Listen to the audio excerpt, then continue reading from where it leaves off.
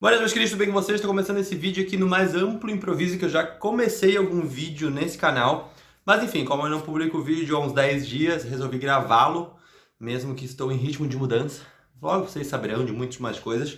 Mas enfim, no meu Instagram, que sempre aparece, como eu sempre digo, sigam lá, para não perder novidades por lá. Eu perguntei para vocês se vocês gostariam de saber alguma coisa relacionada a revalidações, obviamente, na Europa e sobre questões relacionadas a como regularizar a situação migratória. Tem muita gente que vai estudar na Argentina, tem como foco depois pensar em ir para a Espanha, justamente por conta do convênio que existe entre a Argentina e a Espanha. Porém, existe um fator que todo mundo se esquece ou omite em toda essa planificação e que é extremamente importante da gente poder conversar antes de qualquer coisa, porque é um dos pontos que a gente pode começar a fazer antes mesmo de que a graduação finalize, que é justamente entrar com os pedidos que possibilitem vocês a trabalhar, fazer residência, enfim, na Espanha com um convênio ou ir para qualquer outro país, que a gente já falou na playlist, que sempre aparece aqui em cima também, sobre medicina na Europa, com as revalidações que a gente já falou. Então a gente precisa entender que para poder regularizar a situação migratória na Espanha, particularmente, mas isso você pode, obviamente, adaptar para qualquer país para onde você deseje ir, desde que esteja na União Europeia, você tem duas possibilidades. Uma é entrar com um pedido de visto de trabalho, e sendo bem honesto com vocês, pelas pesquisas que eu fiz e pelos conhecidos que eu tenho e foram para a Espanha, é muito raro de que a Espanha ceda o visto de trabalho, salvo que você já tenha uma carta de recomendação ou uma proposta de trabalho, tá? Para você latino-americano, certo? Obviamente, essa situação modifica-se caso você tiver nacionalidade de algum outro país, mas se a sua cidadania for brasileira, argentina, enfim, é um pouco mais complicado. A outra possibilidade é você recorrer aos processos de reconhecimento de cidadania de algum país da União Europeia, porque isso é algo que a gente precisa entender, que é algo que não acontece no nosso bloco econômico, que é o Mercosul.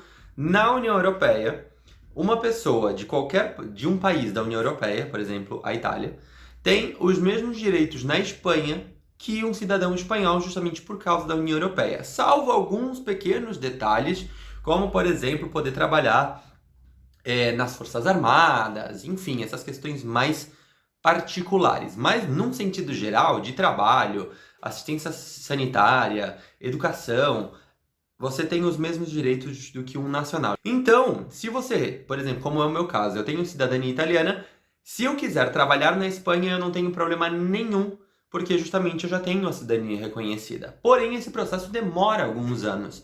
E justamente faz uns 5 dias, mais ou menos, eu publiquei nos meus stories para que vocês me perguntassem quais eram os principais países que vocês tinham dúvida com respeito ao reconhecimento de cidadania, né? Justamente para você poder tramitar a nacionalidade daquele país para poder, a futuro, atuar na Europa, se caso você quiser revalidar o seu título lá. Além disso, a gente tem que entender de que reconhecer uma cidadania europeia, da União Europeia, vai te facilitar em mais outro aspecto. Por exemplo, se caso você decidir ir fazer a prova de residências, porque você quer fazer a sua residência na Espanha, justamente por causa do convênio e tudo mais. Se você tiver a cidadania de algum país da União Europeia, você vai competir pelo 100% das vagas disponíveis naquele concurso. Lembrando que eu já falei aqui várias vezes sobre como funciona o MIR, se caso vocês tiverem alguma dúvida com respeito a isso, deixa aqui embaixo nos comentários. Se você for aplicar a prova como um cidadão extracomunitário, ou seja, fora da comunidade da União Europeia, você vai competir por 4% das vagas, é muito mais reduzido. Esse mesmo processo pode acontecer em outros países da União Europeia, então por isso é mais um ponto positivo para você reconhecer, se obviamente estiver na sua planificação ir para a Europa assim que você se formar em algum país, né? Brasil, Argentina, Paraguai, Bolívia, enfim. Então, como eu falei, vocês me mandaram a listagem dos países da onde vocês têm origem. E aí eu perguntei para vocês também nesses stories se algum familiar de vocês já tinha conseguido o reconhecimento da cidadania, porque isso pode facilitar. Para todos os casos, antes que eu comece aqui com a listagem dos países que vocês me pediram, é bom recordar de que essas informações que eu vou dar é a modo geral. Existem algumas particularidades que podem existir em alguns processos, que eu não vou saber, obviamente. O que eu posso chegar a saber um pouquinho mais é sobre a cidadania italiana, porque foi justamente a que eu reconheci. E outra questão, se você, porventura, o seu avô, o seu bisavô veio da Europa, de algum país da União Europeia, e você tem, ou seu pai tem, ou sua avó tem, guardado algum documento, algum passaporte, ou ticket de viagem, ou o comprovante do desembarque, isso vai facilitar muito você a reconhecer, não importa qual país for nesse caso, ok? Bom, vamos lá. Começando, eu separei aqui, foram 8 países para a gente conversar aqui. Vou tentar ser resumido. Alguns vão ser bem curtinhos, outros um pouquinho mais prolongados. Algo importante também, alguns países vão ter a facilidade de que convocaram aos cidadãos quando chegaram no Brasil, há alguns anos atrás, ou há vários anos atrás, de que fizessem o registro consular. Então você pode entrar diretamente em contato com o consulado daquele país no Brasil e averiguar se tem lá a listagem do registro consular ou algum meio de contato. Por exemplo, alemã você consegue encontrar todos os registros no site do Consulado Geral da Alemanha no Brasil. Basicamente, todos os países da União Europeia vão transmitir cidadania por um processo chamado ius sanguinis. Não é pelo vulgarmente dito cidadania por terra, ou por onde você nasceu, mas sim pela linhagem sanguínea que você tiver. É o caso da cidadania italiana. Você precisa comprovar a sua linhagem desde a pessoa que imigrou até você, e obviamente por isso é sempre importante para qualquer processo, em qualquer país que você for tentar reconhecer a cidadania, conversar com seus parentes, primeiro, para fazer a árvore genealógica e encontrar qual é a via mais fácil, e segundo, para você e os seus primos, tios que quiserem fazer o pedido tudo junto, porque vai acabar sendo mais barato para vocês, porque os processos podem ser bastante caros, ok? O que acontece com a italiana? Obviamente, né? Meu livrinho está aqui com as minhas anotações. É importante, isso eu já falei no canal Itálico, vou deixar o link para vocês aqui em cima. É importante de que você saiba a região da onde seu antepassado veio. Porque dependendo da região da Itália, particularmente da onde ele veio, pode acontecer que você não tenha cidadania, não tenha o direito de reconhecer a cidadania italiana, como é o caso das famílias que são oriundas da região do Trentino. Porque antes era parte da Áustria, esse pedaço de terra que hoje faz parte da Itália. Então, é sempre importante pesquisar. Ah, não sei, beleza. Aí você provavelmente vai ter que contratar alguma assessoria, algum despachante para poder fazer essa pesquisa. Ou se não, fazer justamente a sua linhagem, né, direta e tentar encontrar registro de desembarque. Geralmente, se a pessoa casou, se o imigrante casou no Brasil, ele vai declarar da onde que ele é. Então, se você solicitar no Registro Civil do Brasil, no caso, na cidade onde ele casou, vai estar lá declarado da cidade onde ele é, e você consegue fazer uma pesquisa. Algo importante também, pode acontecer, dependendo do ano, 1948 no caso da Itália, que se houver uma mulher nessa tua linhagem, por exemplo, meu caso era um homem, uma mulher e meu pai, e depois eu, certo? Ou seja, haviam mulheres na linhagem. Se essas mulheres casaram antes de 1948, mesmo sendo italianas, elas conseguem fazer o reconhecimento de cidadania, mas os filhos não. Porque a partir do momento em que ela casa, os filhos que ela vai ter vão só ter a cidadania do marido. No caso da minha família, por exemplo, o marido dessa mulher também era de uma região que hoje é Itália, mas que no momento em que ele imigrou, fazia parte do Império Austríaco. Então não existia possibilidade de que ele conseguisse reconhecer a cidadania. O que acontece? Para tudo sempre há uma exceção. No caso da italiana, que é o que eu posso dar um pouquinho mais de informação para vocês, houve há uns 5 anos atrás uma família do Uruguai que pediu reconhecimento de cidadania e tinha justamente uma mulher na linhagem que tinha se casado antes de 1948 e uma juíza reconheceu a cidadania dela justamente porque entendia de que aquela lei era bastante arcaica e entendia que homens e mulheres deveriam poder transmitir a cidadania italiana para os seus filhos, netos e bisnetos.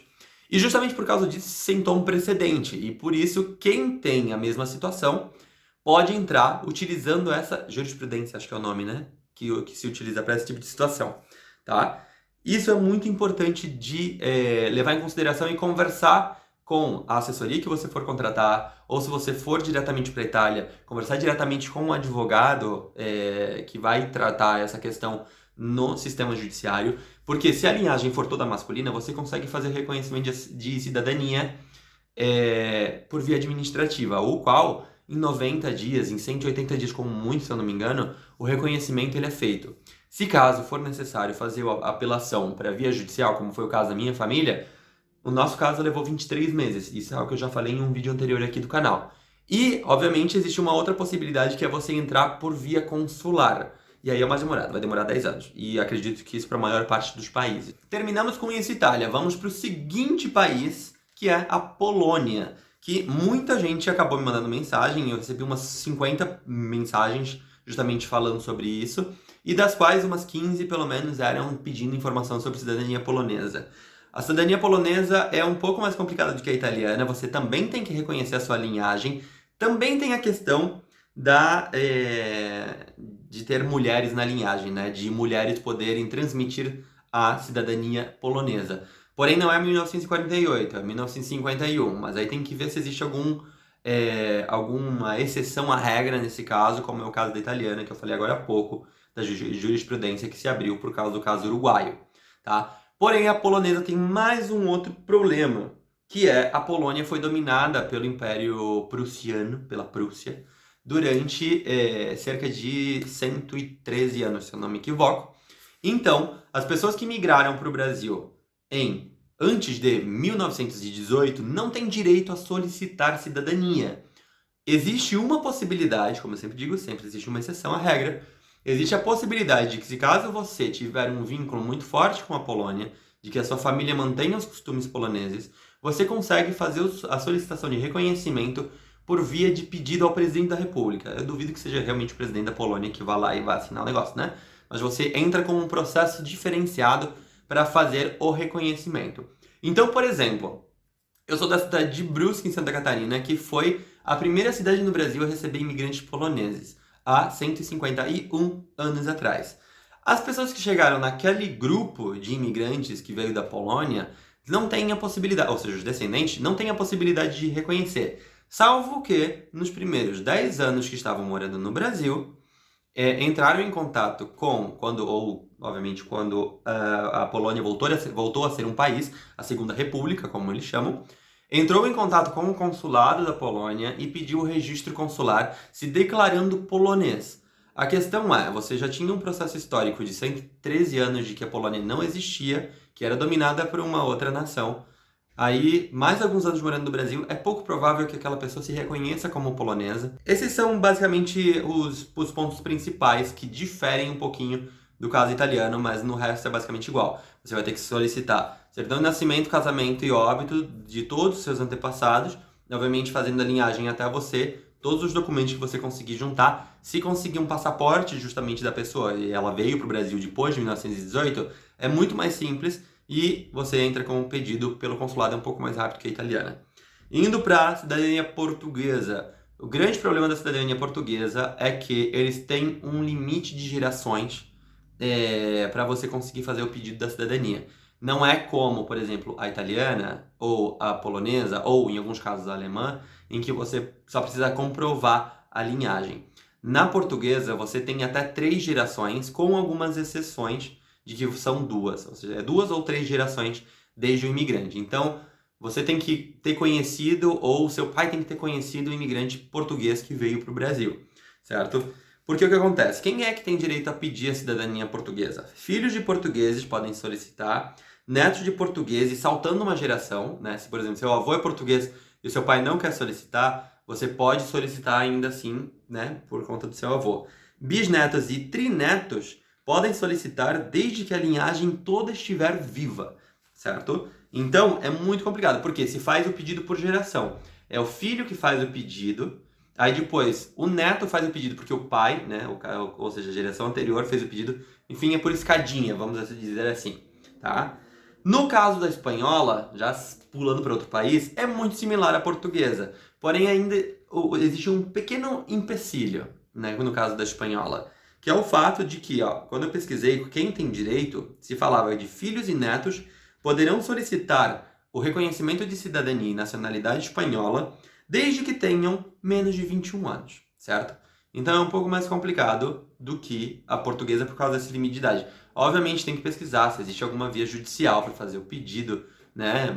Eu estou falando em modo geral, em linhas gerais. E, obviamente, Portugal e Espanha têm um processo além desse, que é a partir do momento em que você vive naquele país por 5 anos, ou Portugal ou Espanha, você pode reconhecer a cidadania pelo fato de estar residindo naquele país há 5 anos ininterruptos.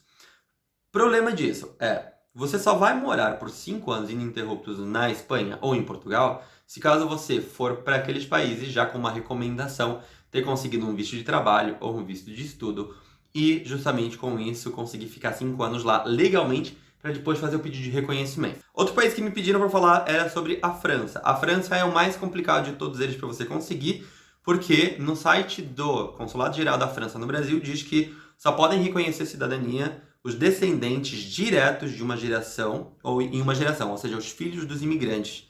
É necessário confirmar, além de tudo, conhecimento no idioma francês. Ou seja, né, caso você não tiver conhecimento do francês e você não for filho, esquece essa possibilidade. A Alemanha. A Alemanha, são vários os casos que podem fazer o reconhecimento da cidadania, você vai ter que comprovar a linhagem. Existe um ponto histórico na linha do tempo, também muito importante, que é o começo do século XX, um ano específico que agora eu esqueci, 1905, se eu não me engano, em que antes daquilo... 1904, aí ó, pronto. Em que você vai conseguir fazer a solicitação. Os pontos que dizia no site do próprio Consulado Geral falava de que se o familiar chegou antes de 1904, tem que ter feito matrícula consular num período de no máximo 10 anos de que esteve fora da Alemanha, senão ele perdia a cidadania. Mulheres casadas antes de 1975 adquiriam a cidadania do marido e os filhos, por conta disso, também não tinham mais o direito de reconhecer cidadania alemã. Obviamente, a gente tem que entender que, no caso da cidadania alemã, assim como da polonesa, enfim, é muito importante que você consiga juntar o máximo de documentos possíveis no Brasil. Por quê? Por questões históricas, muitos documentos podem ter sido perdidos durante a época da Segunda Guerra Mundial. Últimos 2 países. Holanda. O que acontece? Existem 2 processos diferentes e que existe um ano que é a linha de corte entre um processo e outro, que é 1985. Os nascidos antes de 1985 só tinham direito de reconhecer se o pai fosse holandês. E a partir de 1985, não importava se fosse o pai ou a mãe, mas é só uma geração depois do imigrante que você pode reconhecer. O que pode acontecer, no caso tanto da francesa como da holandesa, que é só uma geração, o limite vamos utilizar a linhagem masculina aqui porque é mais fácil de explicar, né, por conta dessas questões que em alguns momentos históricos as mulheres não podiam transmitir cidadania de algum país, nacionalidade, melhor dizendo, de algum país. O que você pode fazer nos casos da francesa e da holandesa, se caso o imigrante ainda estiver vivo, ou o filho do imigrante ainda estiver vivo, por exemplo, seu bisavô é filho de francês, ou filho de holandês. Você pode fazer, mas aí você vai ter que consultar com o consulado, o seu bisavô reconhece a cidadania dele, como é o caso da portuguesa. O seu bisavô reconhece a cidadania holandesa ou francesa, né, dependendo do caso, e depois, aí o seu avô reconhece por causa do bisavô, e depois seu pai reconhece por causa do seu avô, depois você reconhece por causa do seu pai, entendeu? Aí, talvez você consiga, mas é sempre bom entrar em contato com o consulado geral daquele país. E por último, que teve uma menção, mas eu achei interessante, porque é algo que a gente vê pouco, né, de pessoas consultando, que é o caso da cidadania romena, que é um país que fica no leste europeu, mas que também faz parte da União Europeia. Não é um país da zona do euro, isso é importante destacar, certo? É um dos países mais, digamos, socialmente na periferia do que seria a União Europeia. Tem que se entender também de que, assim como a Polônia, o território romeno esteve dominado durante alguns anos, algumas décadas. Então, por isso, é sempre importante saber o momento histórico em que seu antepassado imigrou. Se foi antes de 1918, assim como no caso da Polônia, é importante você saber precisamente o lugar e que hoje ele também esteja dentro do território romeno. Porque porque o território da Romênia era maior antes. E justamente você tem que só comprovar a linhagem de você até o imigrante. E, obviamente, existe um único empecilho, que é a terceira geração é a última que pode fazer a solicitação. Eu sei que esse vídeo ficou muito cheio de informação resumida, porém com várias informações de vários países. Se vocês quiserem que eu fale sobre alguma coisa que principalmente relacionada a Itália, a Espanha, Portugal, que são os países que eu mais trato aqui no canal, vocês podem entrar em contato ou seguir o canal que está aqui do lado, me seguir nas redes sociais e, obviamente, deixar os comentários de vocês aqui embaixo para que a gente possa ir conversando sobre o assunto. Não se esqueçam de se inscrever e compartilhar esse vídeo com os amigos de vocês que também estejam interessados. Não necessariamente estudar e trabalhar como médicos na Europa, mas sim a ir morar, talvez, na Europa, que a gente pode conversar sobre o assunto e trazer um pouquinho, fazer uma playlist específica sobre isso aqui no canal. Certinho? Tem uns vídeos aqui recomendados para vocês, que são justamente vinculados ao assunto. Espero que vocês tenham gostado. A gente se vê no vídeo da semana que vem. Até mais. Tchau!